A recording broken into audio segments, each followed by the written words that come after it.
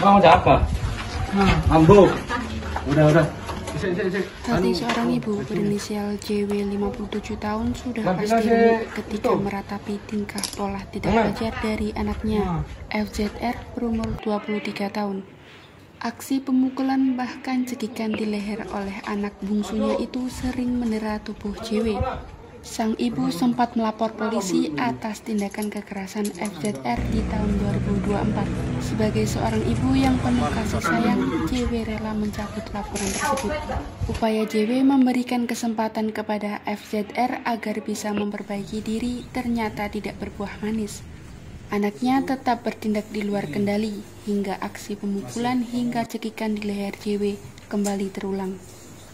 Saat dijemput kepolisian, FZR merengek kepada ibunya di depan pintu rumahnya, Jalan Trunojoyo, Kelurahan Keraton, Kota Bangkalan pada 18 Februari 2025.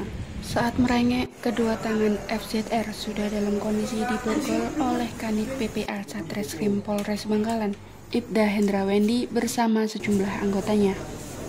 Penjemputan FZR tersebut berdasarkan dari laporan yang kembali dilayangkan oleh ibunya atas perkara kekerasan dalam rumah tangga pada 10 Januari 2025 lalu. Kini FZR mendekam di balik jeruji tahanan Satreskrim Polres Bangkalan. AKBP Hendro Sukmono mengungkapkan pelaku berinisial FZR pada tahun 2024 juga pernah dilaporkan atas perkara serupa oleh ibunya. Saat itu laporan tersebut dicabut sebab ibunya masih sayang kepada anaknya. Hendro menjelaskan tersangka FZR telah melakukan pemukulan sebanyak 3 kali dengan menggunakan tangan kanan yang mengarah ke wajah ibunya. Tidak hanya itu, FZR juga mencengkeram kedua tangan JW, lalu melakukan pukulan sebanyak 1 kali menggunakan sapu yang mengenai lengan kanan korban. Ia menjelaskan pada 18 Februari 2025 dilakukan penangkapan terhadap pelaku di rumahnya karena sang ibu sudah tidak kuat lagi menghadapi tingkah anaknya.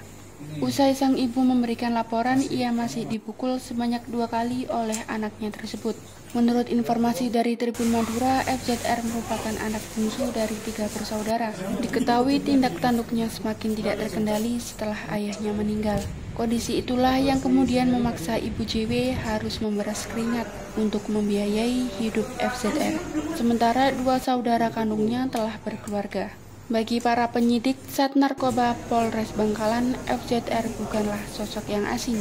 Ia pernah terjerat kasus penyalahgunaan narkoba jenis sabu dan dijebloskan ke balik jeruji tahanan setelah divonis 2 tahun penjara pada tahun 2023.